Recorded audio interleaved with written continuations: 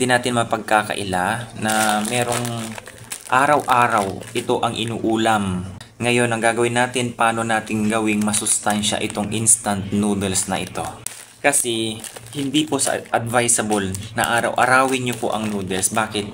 Tingnan nyo nakalagay dito sa kanyang nutritional facts. Alam nyo kung itong isang ganito, maliit lang. 1,330 mg ng sodium. Kung araw-araw, okay lang sana kung mga below 150 mg, walang problema yan eh. Under pa yan ng RDA, Recommended Daily Allowance ng ating katawan. Pero kung ito araw-arawin mo, nakakaubos ka minsan, hindi isa lang, dalawa pa minsan. Accessible kasi siya, kaya gusto kong itapik ito para at least magkaroon din naman kayo ng awareness. Kasi ito lang ang kaya natin. Pero dahil sa pagtitipid mo, baka mas lalong makakuha ka ng malalang sakit. Base sa survey kabayan, 62% ng mga Pilipino kumakain ng instant. Tandaan nyo yan.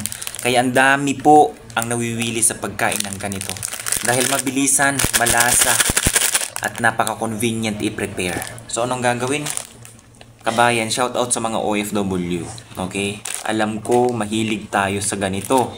Pero para at least kahit araw-araw kumakain ng ganito, kung itong pamamaraan naman na ganito ang gagawin nyo, walang problema.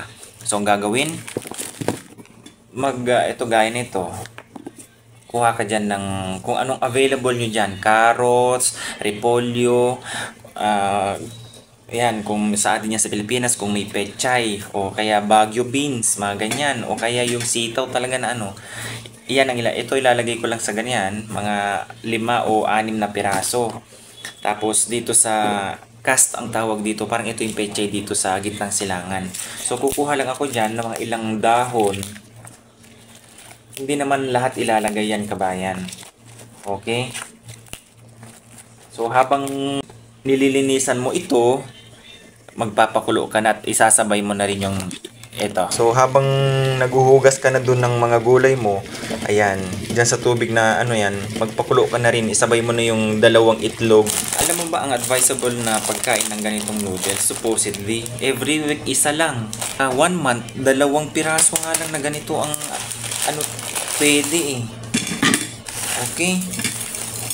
Kaya gawin yung lalo na sa mga bata. Naku, gustong gusto ito. Sa totoo lang. Shout out sa mga nanay dyan.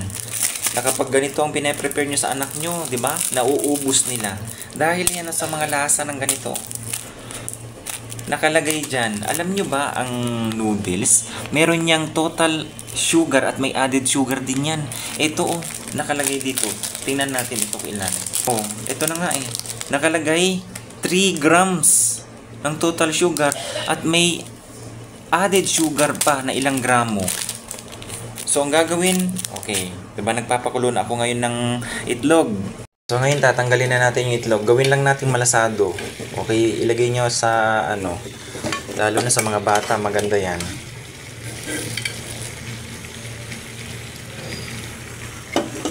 Okay, saka nyo ilalagay itong ayan. Tapos dito sa kanyang ingredients kabayan, kapag naglagay ko dyan, kalahati lang muna ilagay nyo. Okay? Habang kumukulo yan, lagay nyo ng kalahati. Huwag nyo ilalagay lahat ito.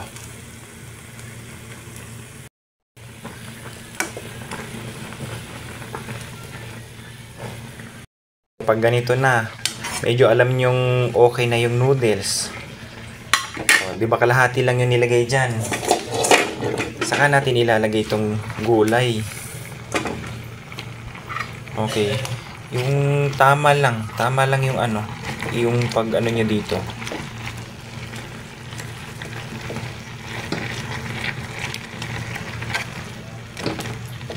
Kung gusto nyong lagyan ng mga spices, walang problema. Lagay niyo yan. Ako nilalagyan ko ng konting black pepper. At nilalagyan ko din yan ng fresh na sibuyas kabayan. Okay, gawin mong masustansya na kahit alam mo yung instant na yan. Alam mo sa word instant, instant din ang buhay mo dyan. Ayan Pagka alam mo na okay na yung mga gulay, ilagay mo na dun sa isang bowl. Kabayan, ako din naman kumakain ako ng instant. Pero sinisigurado ko yung instant na kinakain ko, ginagawan ko ng paraan para magiging masustansya. Lalo na sa ating mga OFW, alam ko dyan, pagod sa trabaho, wala nang time magpahinga, kaya laging instant. Oh, shout out, reality po yan. Ito kadalasan kabayan, itlog at noodles. Okay, take note ha, paano kung ikaw inaraw-araw mo to? 1,330 milligrams ng sodium, kamusta naman ang bato mo dyan? Kaya ka na high blood, kaya meron kang bato sa bato dahil dyan, okay? So gawin yung mga sustansya kabayan. Ikaw mismo ang gagawa ng paraan kahit instant ang kinakain mo. Okay? Isang paalala lang po ito kabayan na tayong mga OFW alam natin mahirap mag-prepare ng pagkain pag-uwi pa. Kaya lagi kang instant. Aminin mo yan, comment down below ka.